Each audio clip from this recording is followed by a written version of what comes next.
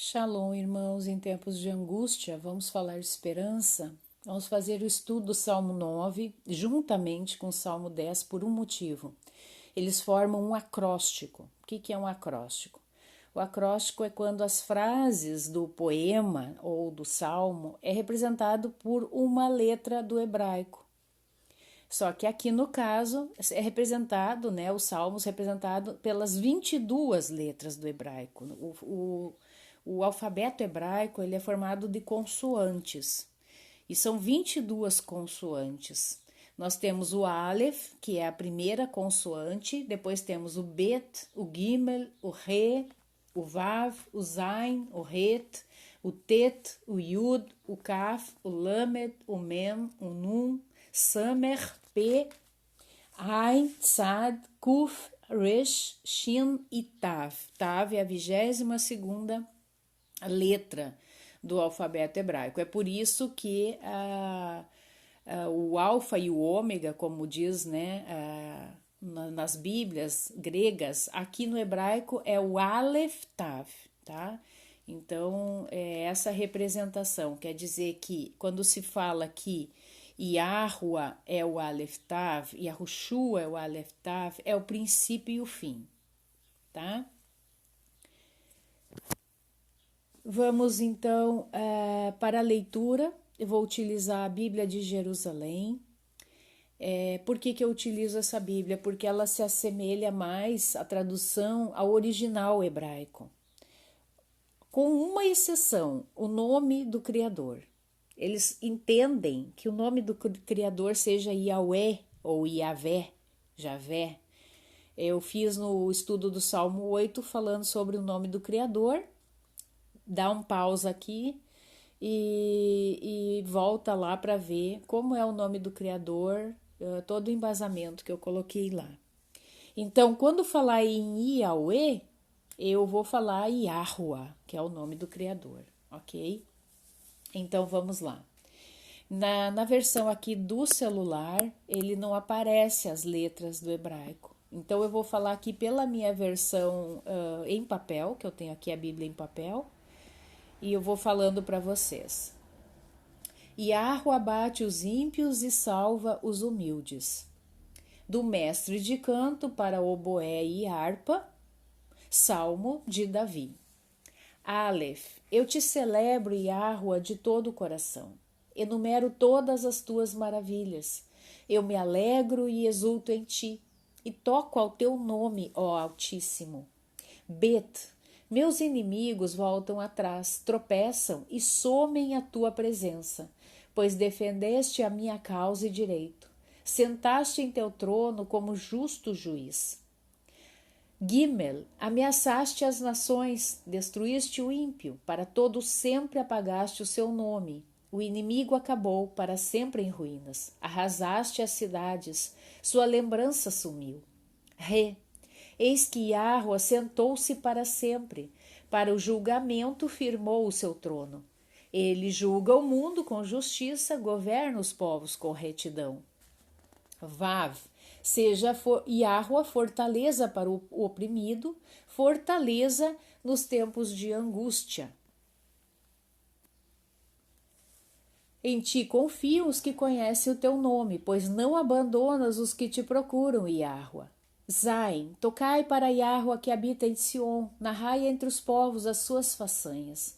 Ele busca os assassinos, lembra-se deles, não se esquece jamais do clamor dos pobres.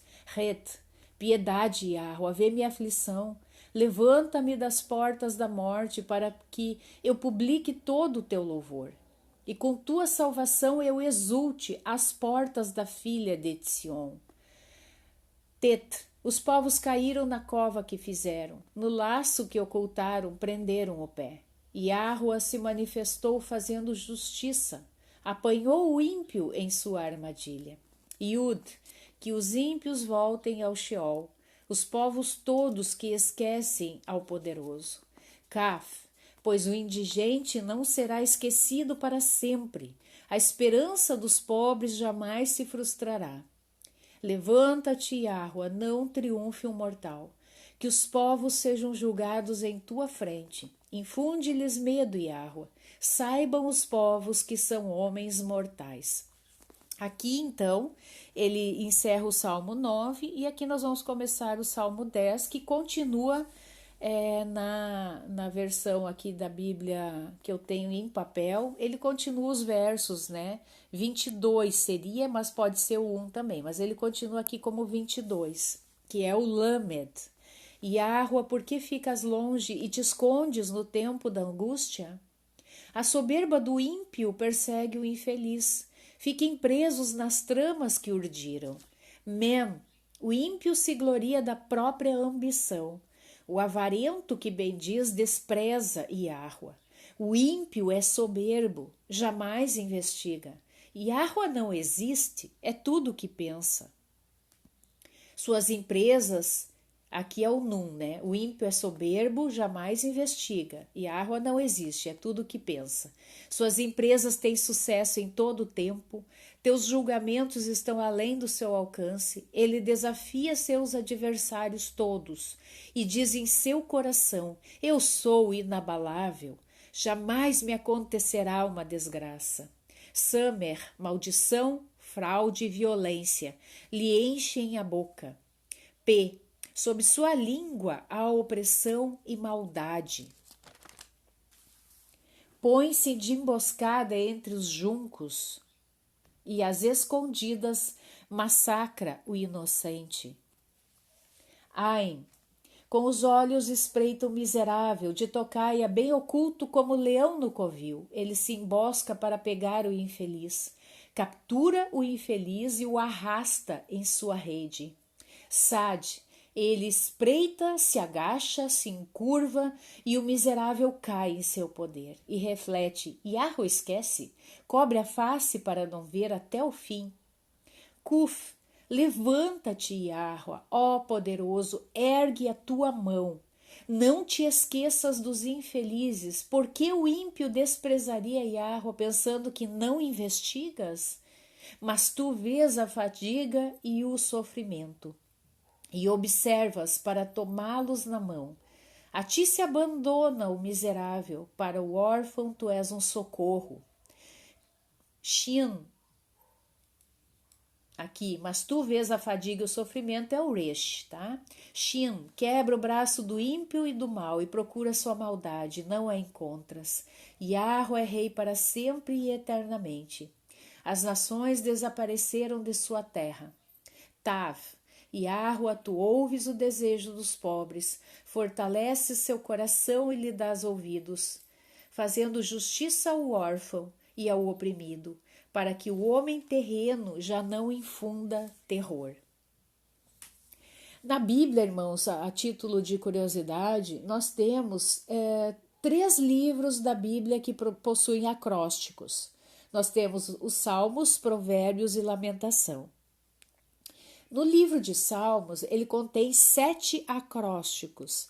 O Salmo 9 e 10 juntos, o Salmo 25, 34, 37, 111 e 112, 119, que é o maior salmo acróstico, 145. Depois temos Provérbios 31, do 10 ao 31, que é quando fala sobre a mulher virtuosa. E temos depois o livro de Lamentação, no capítulo 1, do verso 1 ao 4. Bom, vamos começar então uma análise. Eu quero chamar a atenção para vocês que esse estudo dos Salmos é como se a gente fosse estudar nos Salmos todas as Sagradas Escrituras. Porque aqui dentro dos Salmos nós temos todo o entendimento, praticamente, de toda a Bíblia. Não que você vai estudar somente os Salmos, não é isso que eu quero dizer. Mas o salmista, ele tem conhecimento e ele traz para dentro da poesia todo esse entendimento, tá?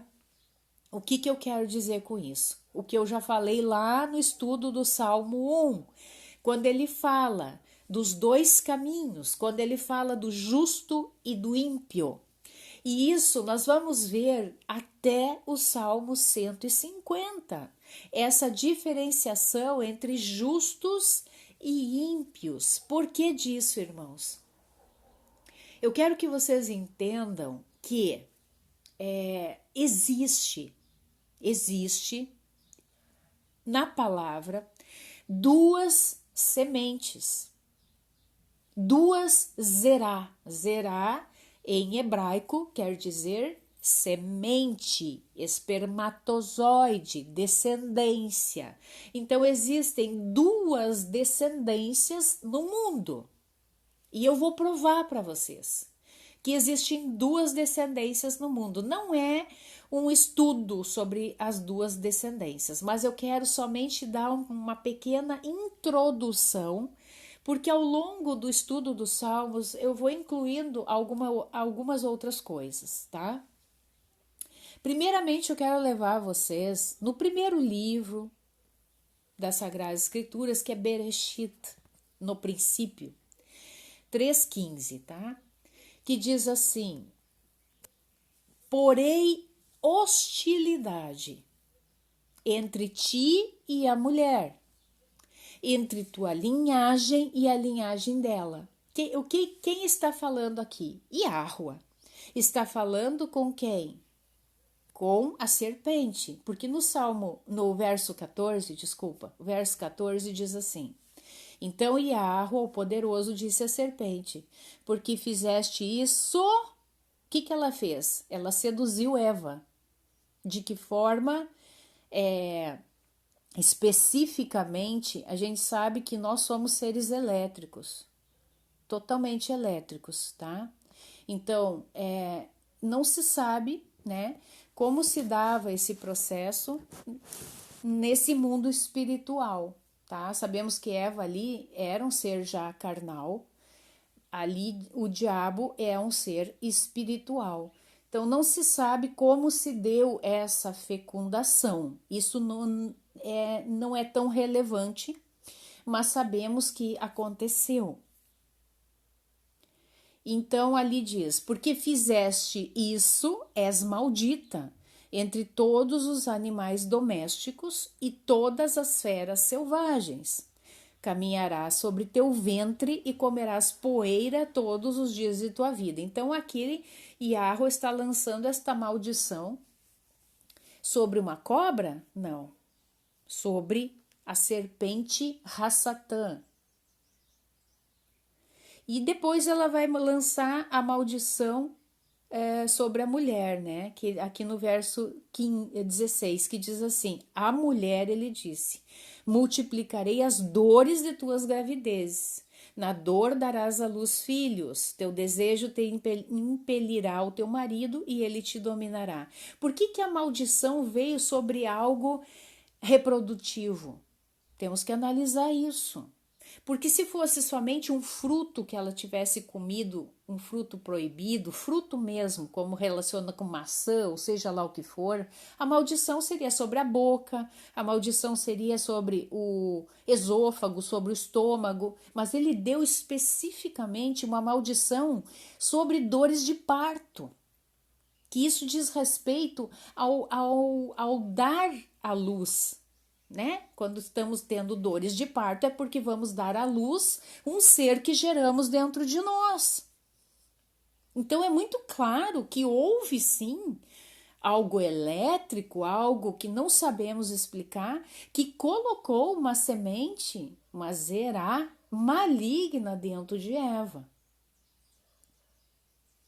Ok? Então ali ele diz: porém hostilidade, verso 15,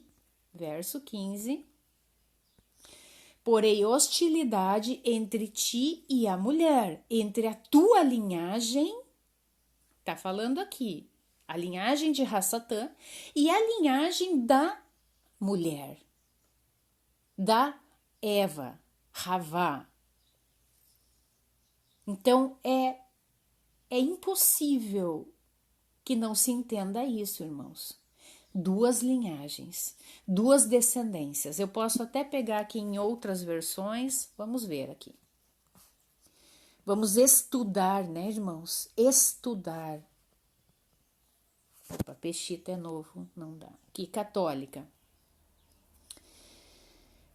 Farei com que tu e a mulher sejam inimigas.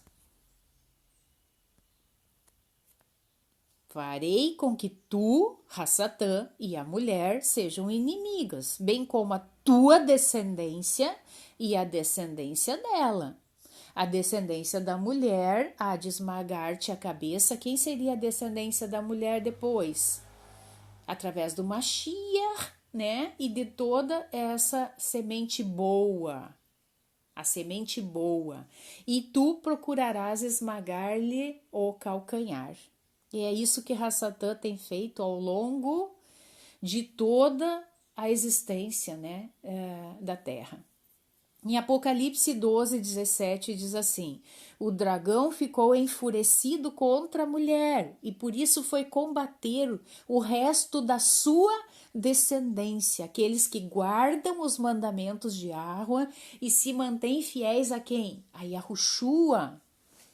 Gente, aqui está muito claro quem é essa descendência da mulher, aqueles que guardam os mandamentos e se mantêm fiéis a Yahushua. Ok? Depois nós temos, ao longo de todas as Sagradas Escrituras, vamos voltar lá para o livro de Salmos, Salmo 9, há várias denominações, tá? Que ali vai dando sobre a diferenciação dessas duas sementes, duas descendências, tá?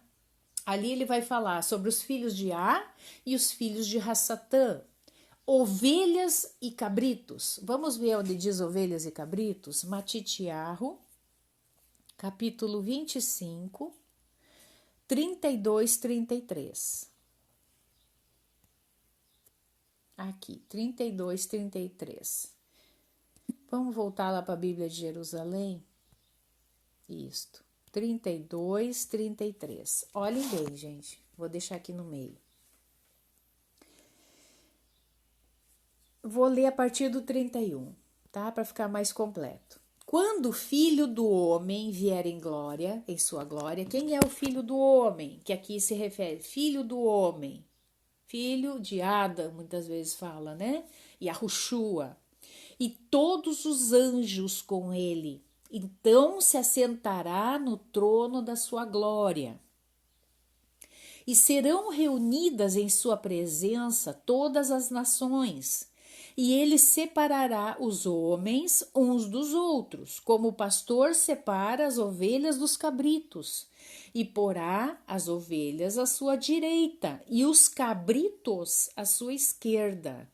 Então dirá o rei aos que estiverem à sua direita: vinde benditos de meu pai, recebei por herança o reino preparado para vós desde a fundação do mundo. Desde a fundação do mundo. Ok? Vamos ver aqui, leitura complementar que tem aqui. Fala lá em Ezequiel 34, 17. Quanto a vós, minhas ovelhas, assim diz Yahweh, eis que vou julgar entre ovelha e ovelha, e entre carneiros e bodes. Mais uma vez aqui, separando, irmãos, tá? Que fique claro isso.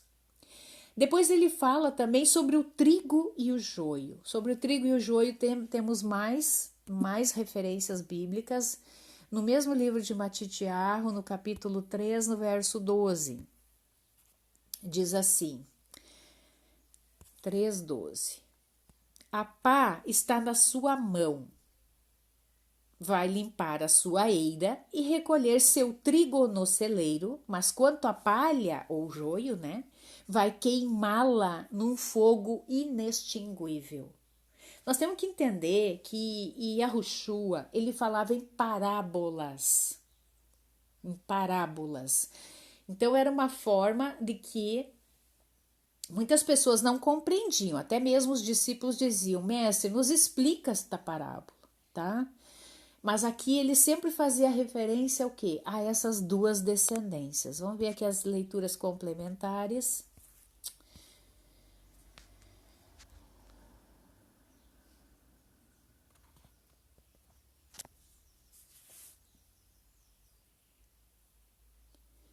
Vamos ver aqui. Não, não é. Vamos então continuar. Matitiarro 13, 25 ao 30. Enquanto todos dormiam, veio o seu inimigo e semeou o quê? O joio no meio do trigo e foi-se embora. Quando o trigo cresceu e começou a granar, apareceu também o joio. Os servos do proprietário foram procurá-lo e lhe disseram: Senhor, não semeaste boa semente no teu campo? Como estão então cheio de joio? Ao que este respondeu: Um inimigo é que fez isso. Os servos perguntaram-lhe: Queres então que vamos arrancá-lo? E ele respondeu: Não, para não acontecer que ao arrancar o joio, com ele arranqueis também o trigo. Deixai-os crescer juntos até a colheita. No tempo da colheita, direi aos ceifeiros: arrancai primeiro o joio e atai-o em feixes para ser queimado. Quanto ao trigo, recolhei-o no meu celeiro. Gente, a gente não pode ser inocente de achar que realmente a Ruchu está falando aqui de trigo e de joio. Plantas, não. Ele está falando sobre as duas descendências. E quando ele fala o inimigo semeou o joio, ele está falando de Bereshit, Gênesis 3:15. O inimigo veio e semeou o joio no meio do trigo. Sabe-se que Havá, Eva, teve uma gestação heteropaternal de gêmeos. Pesquise aí no Google, dê um Google aí, gestação heteropaternal. Eu não vou me deter nisso para não ficar muito extenso o vídeo. Faça você mesmo a sua pesquisa, ok? Depois nós vamos para Lucas 3:17. A pá está em sua mão, limpará a sua eira, recolherá o trigo em seu celeiro, a palha, porém, ele a queimará num fogo inextinguível. Depois nós vamos voltar para Matitiarro. Eu deveria ter lido antes, mas vamos ler agora. Matitiarro, no mesmo versículo, capítulo 13, no verso 36 ao 40, quando ele explica a parábola do joio, tá? Porque os discípulos pediram para ele, né? Para ele explicar. Então, deixando as multidões, entrou em casa e os discípulos chegaram-se a ele pedindo-lhe: Explica-nos a parábola do joio no campo. Ele respondeu: O que semeia a boa semente é o filho do homem. O campo é o mundo, a boa semente são os filhos do reino, e o joio são os filhos do maligno. Gente, como pode as pessoas não entender isso? Como pode que as pessoas não entendam isso muito específico? O joio são os filhos do maligno. O inimigo que o semeou é o diabo. A colheita é o fim do mundo. Os ceifadores são os anjos. Da mesma forma que se junta o joio e se queima no fogo, assim será no fim do mundo. Vamos ler até o fim aqui. O filho do homem enviará seus anjos e eles apanharão do seu reino todos os escândalos e os que praticam a iniquidade e os lançarão na fornalha ardente. Ali haverá choro, ranger de dentes. Então os justos brilharão como o sol no reino de seu Pai. O que tem ouvidos, ouça. Se você tem ouvidos espirituais, ouça. Compreenda, ok? Também a gente vê a parábola da rede, né? Que fala sobre o peixe bom e o peixe ruim. Também está no livro de Matitiarro, no mesmo capítulo 13, só que no verso 47, aqui, a parábola da rede. O reino dos céus é ainda semelhante a uma rede lançada ao mar, que apanha de tudo. Quando está cheia, puxam-na para a praia e, sentados, juntam o que é bom em vasilhas, mas o que não presta deitam fora, quer dizer, colocam no lixo, tá? Assim será no fim do mundo. Virão os anjos e separarão os maus dentre os justos e os lançarão na fornalha ardente. Ali haverá choro e ranger de dentes. Entendeste todas essas coisas? E eles responderam sim. Bom, depois nós também vemos durante todas as Sagradas Escrituras a relação de justos e ímpios, é o que nós estamos aprendendo nesses estudos dos Salmos, santos e profanos. Também vemos os vasos de honra e vasos de desonra. Vamos lá ver em Romanos 9, livro de Romanos 9. Eu peço que você fique até o fim deste estudo, tá? Não fique entristecido, não se sinta ofendido, porque nós fomos ensinados erroneamente no sistema religioso, tá? Então isso fez uma cauterização na nossa mente e isso é um estrago muito grande que fizeram em nós, tá? O sistema religioso ele espiritualizou tudo, ele fez realmente um tsunami, uma avalanche de coisas que hoje nós temos dificuldade em compreender a verdade, tá? Por isso que a gente tem que abrir o coração, tentar ouvir essas verdades com amor, não deixar que o inimigo, porque o inimigo ele vai ficar ali, ó, isso é heresia, sai daí, isso é heresia, isso aí é doutrina de demônios, tal. Não é doutrina de demônios, tá, irmãos? Eu tô dando todo o embasamento bíblico aqui para vocês entenderem. Eu não estaria aqui como mãe de família que eu sou, só Iá sabe a dificuldade que eu tenho para trazer esses estudos. Eu não estaria aqui se não fosse uma coisa muito séria. Se Iá me deu isso, e eu ficar como ovelha gorda, para mim, eu vou ter que dar conta disso. E é porque eu amo vocês, que eu quero que vocês entendam, assim como eu compreendi e a luz brilhou para mim. Eu quero que essa mesma luz brilhe para vocês. E não somente a compreensão das duas descendências, como a compreensão da pré-existência. Uma coisa é ligada à outra. A pré-existência nos dá embasamento para compreender o porquê dessas duas descendências aqui nessa terra, porque senão parece que a gente foi jogado aqui num limbo, né? Algo assim, sem propósito, sem nexo, né, irmãos? É assim que eu sempre me sentia.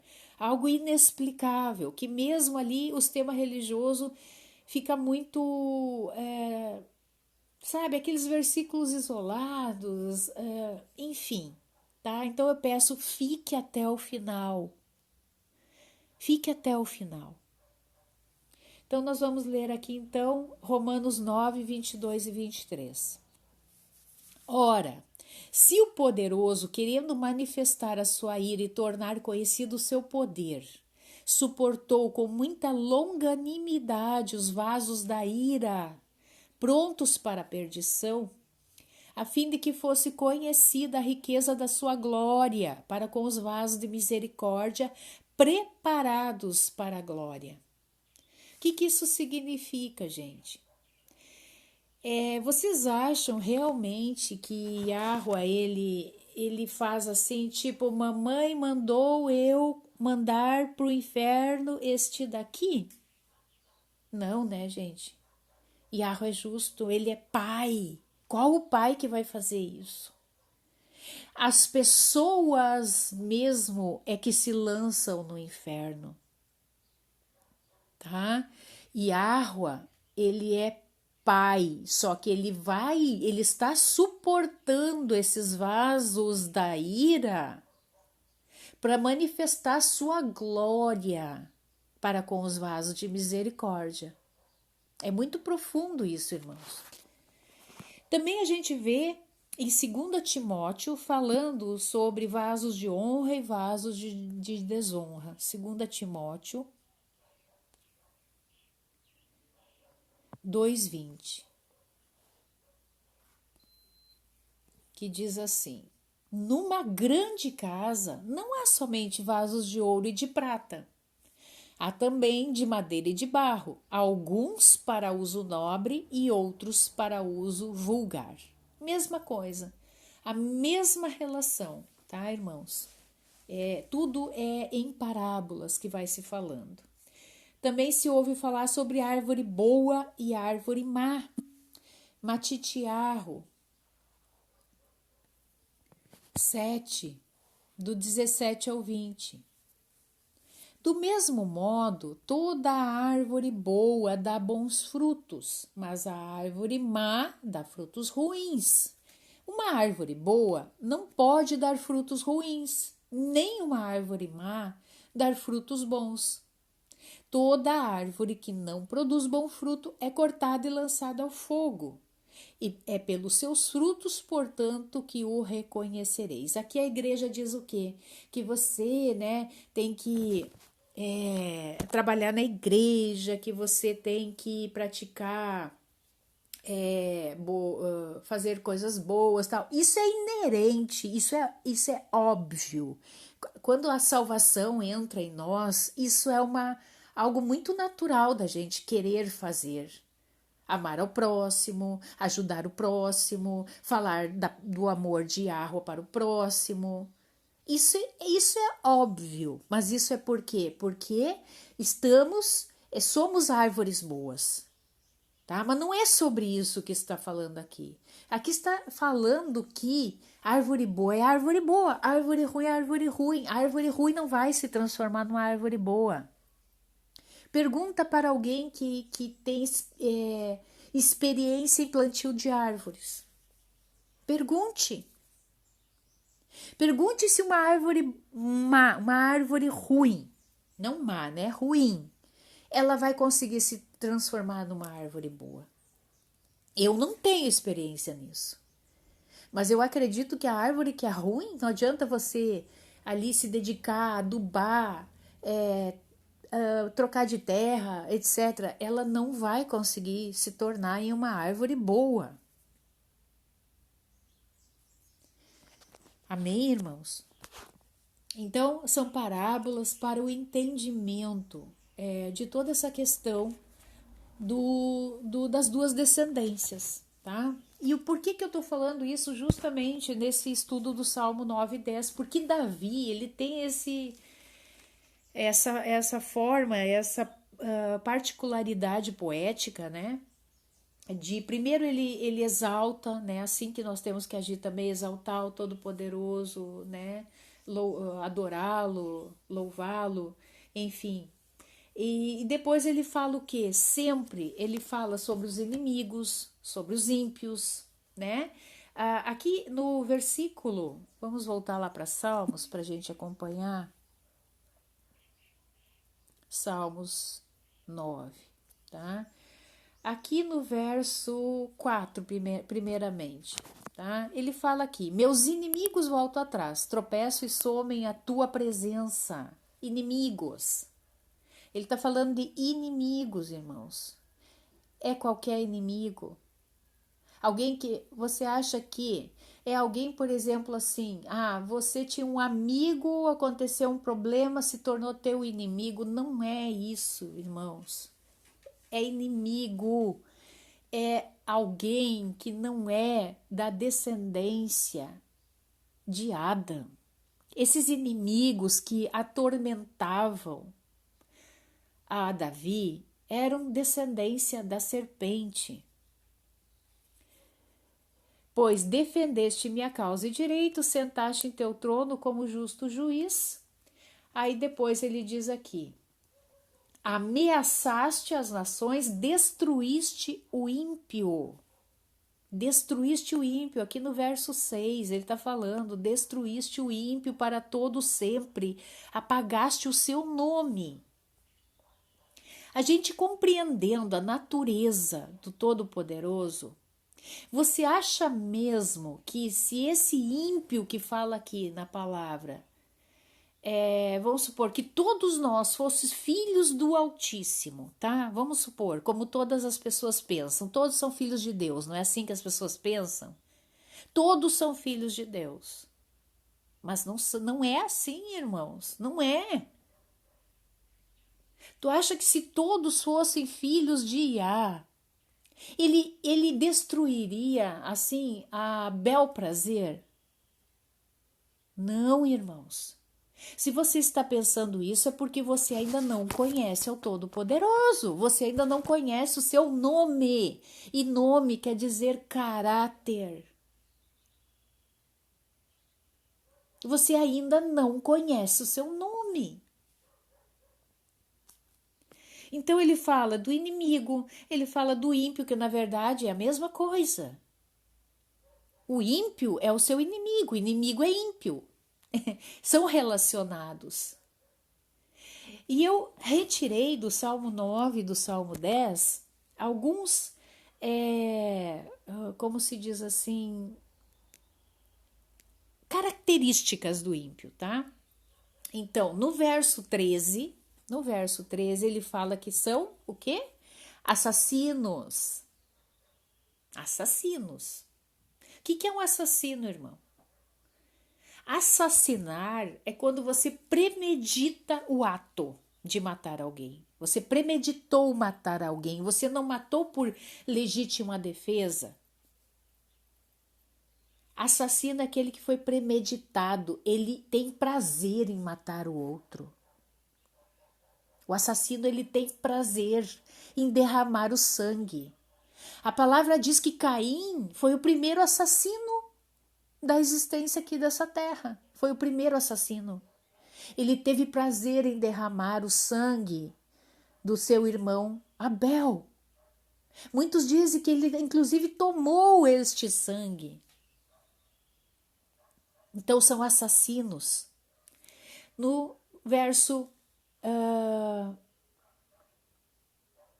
no Salmo 10, depois é mais no Salmo 10 que nós vamos ter características, no Salmo 10, 2 ao 4, fala que eles são o quê? Soberbos. Ó, a soberba do ímpio persegue o infeliz.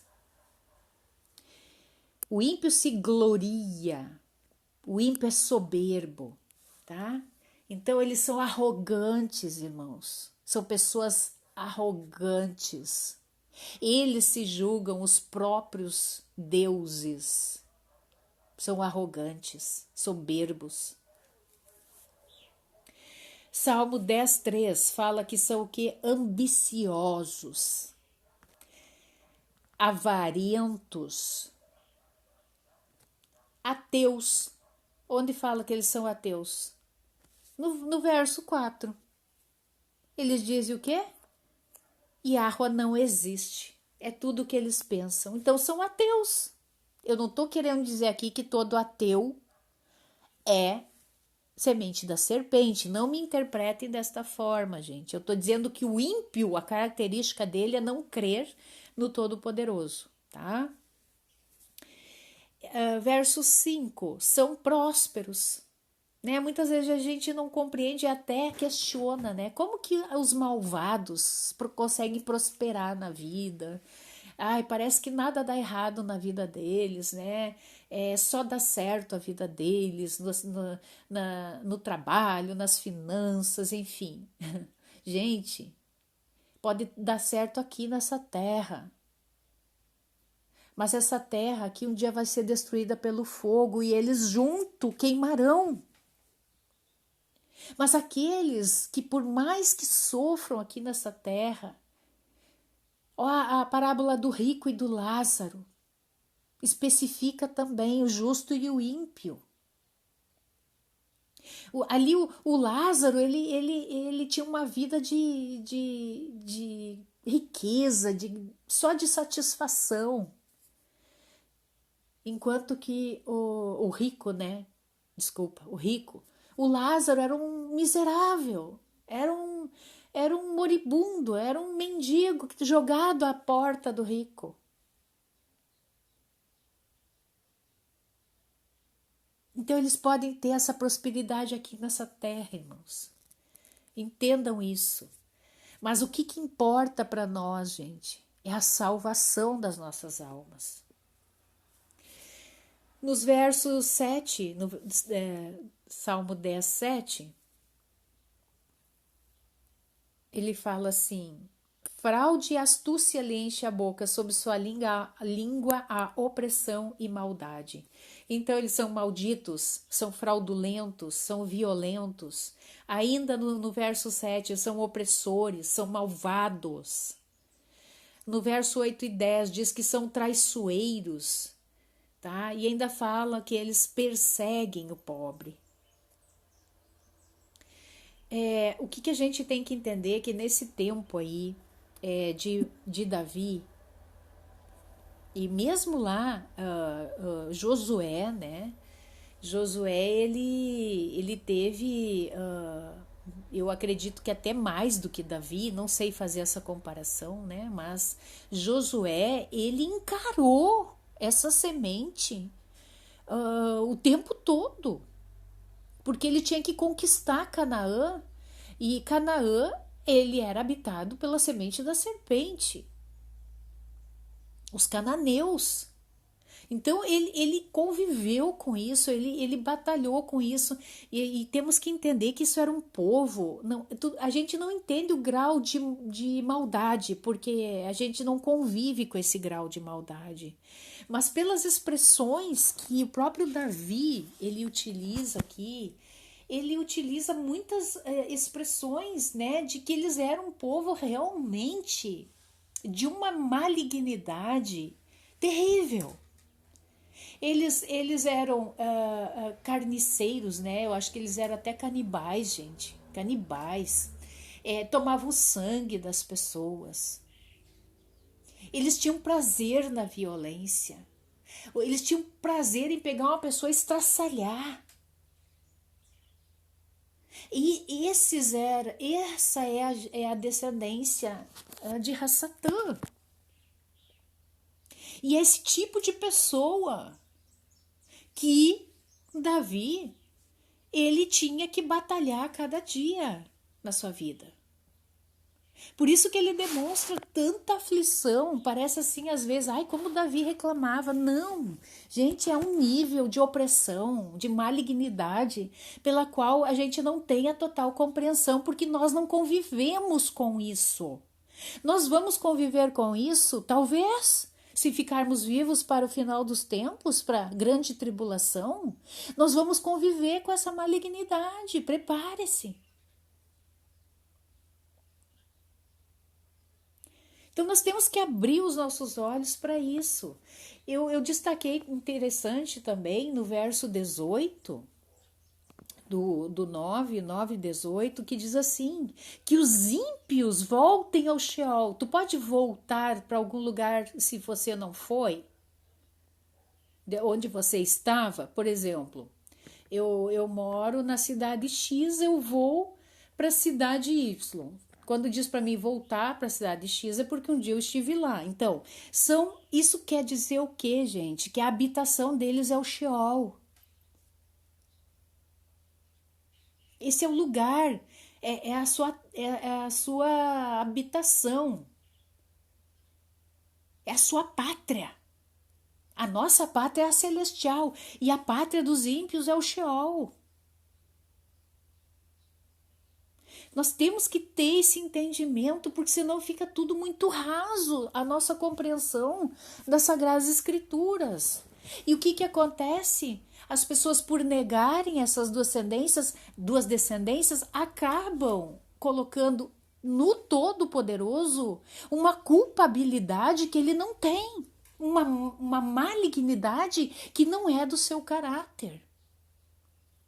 Porque as pessoas dizem, inclusive, que o Deus do Antigo Testamento, eu falo assim para que vocês compreendam, era o próprio diabo, porque mandava matar pessoas. Não só pessoas, homens. Não, mandava matar mulheres, idosos, crianças, animais. Mas por que, gente? Porque Yahweh, ele conhece a descendência de Rassatã. Ele sabe quem são esse povo. Hoje nós temos essa descendência entre nós. Essa elite satânica, essas famílias, né, que eu não vou aqui falar por causa da plataforma, famílias que estão aqui, né, com propósitos malignos, com o propósito de exterminar o quê? A descendência de Adão.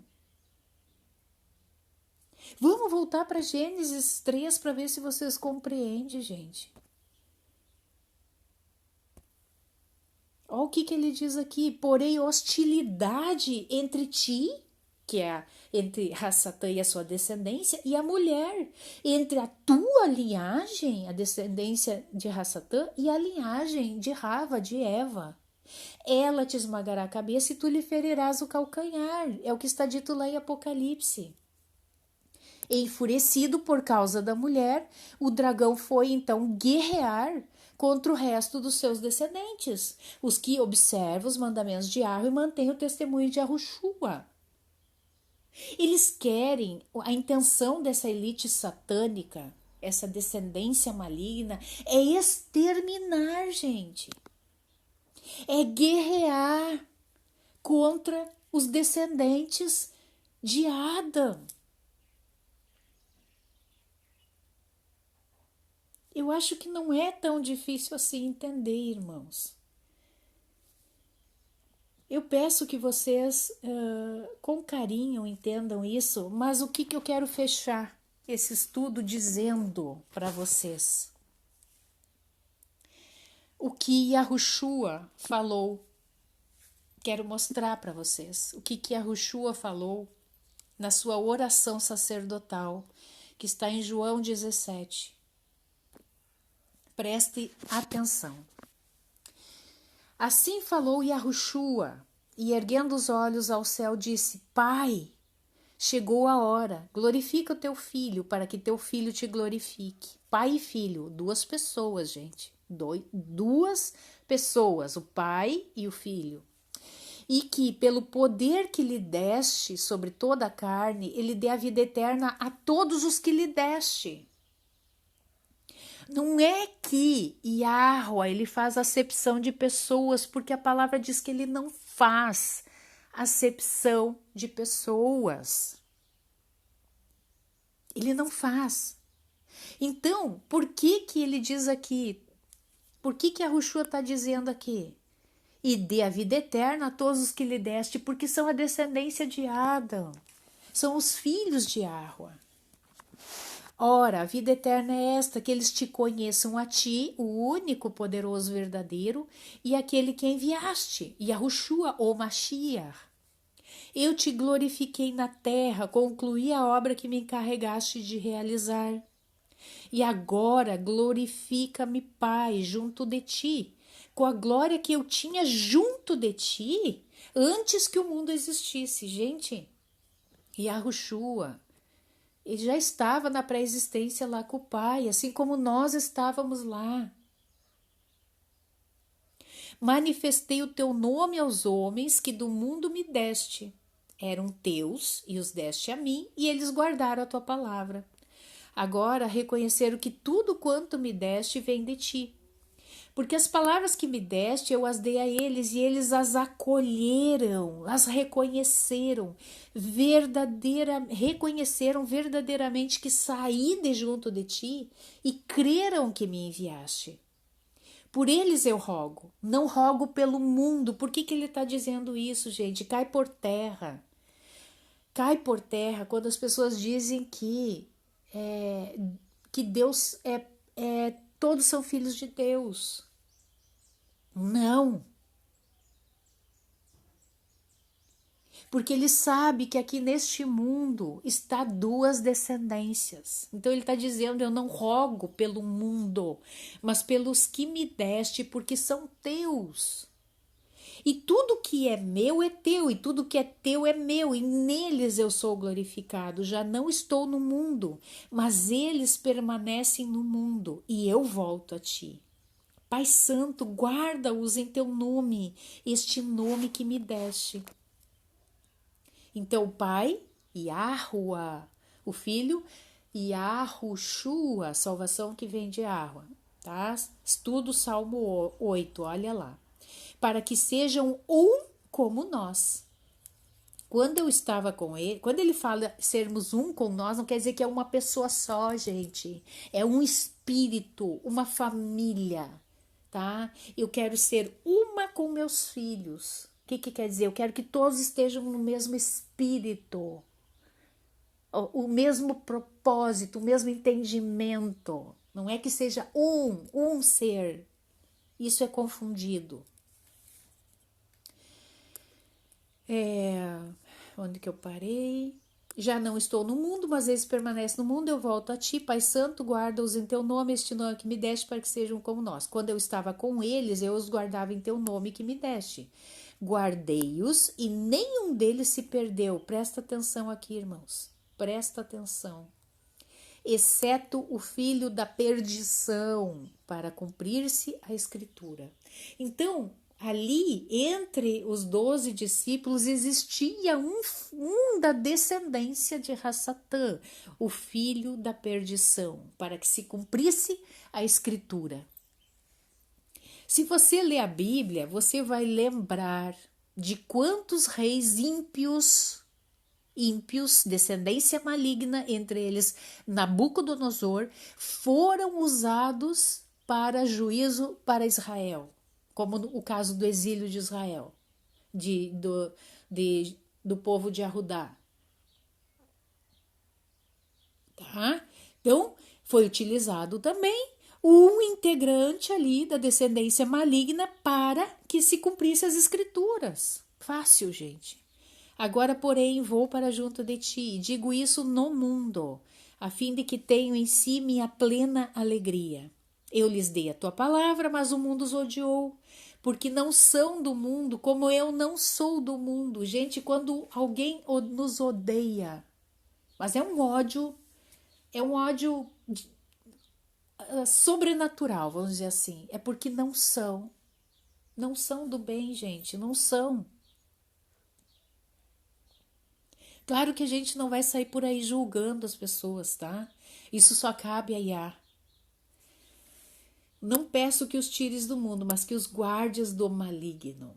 Eles não são do mundo, como eu não sou do mundo. Santifica-os na verdade, a tua palavra é a verdade. Como tu me enviaste ao mundo, também eu os enviei ao mundo. Olha só. Eu os enviei ao mundo. E por eles a mim mesmo me santifico, para que sejam santificados na verdade. Não rogo somente por eles, mas pelos que, por meio de sua palavra, crerão em mim. Gente, aqui é o ímpio, que não é descendência maligna. Entenda, existe um ímpio, descendência maligna, semente da serpente, e um ímpio, que a gente chama aqueles que ainda estão nos seus delitos e pecados, ainda estão afundados no lamaçal do pecado, mas que ainda podem ser santificados na verdade, tá? A fim de que todos sejam um, como tu, Pai, estás em mim e eu em ti, que eles estejam em nós, para que o mundo creia que tu me enviaste. Eu lhes dei a glória que me deste, para que sejam um, como nós somos um. Eu neles e tu em mim, para que sejam perfeitos na unidade e para que o mundo reconheça que me enviaste e os amaste, como amaste a mim. Pai, Aqueles que me deste, quero que onde eu estou, também eles estejam comigo, para que contemplem a minha glória que me deste, porque me amaste antes da fundação do mundo. Pai justo, o mundo não te conheceu, mas eu te conheci, e estes reconheceram que tu me enviaste. Eu lhes dei a conhecer o teu nome e lhes darei a conhecê-lo, a fim de que o amor com que me amaste esteja neles e eu neles. Aleluia, irmãos. Glórias ao Todo-Poderoso. Eu espero, irmãos, de todo o meu coração, que vocês tenham compreendido, tá? A essência desse estudo. Eu não estou aqui me detendo a fazer estudos que você vai achar aí na internet, versículo por versículo. Não é essa a intenção dos estudos dos salmos, tá? É para a gente tirar de dentro de cada salmo alguma lição. Do que Davi ali, algum entendimento, muitas vezes, algum sode, né? Algum mistério, alguma coisa assim que às vezes passa batido, né? A gente vai ali, lê o salmo, ora o salmo, mas o verdadeiro entendimento, na maioria das vezes, passa batido, como a gente costuma dizer. Então, eu desejo, né, que vocês tenham os seus olhos, ouvidos espirituais abertos e recebam essas verdades em seu coração. Amém? Aleluia. Shalom.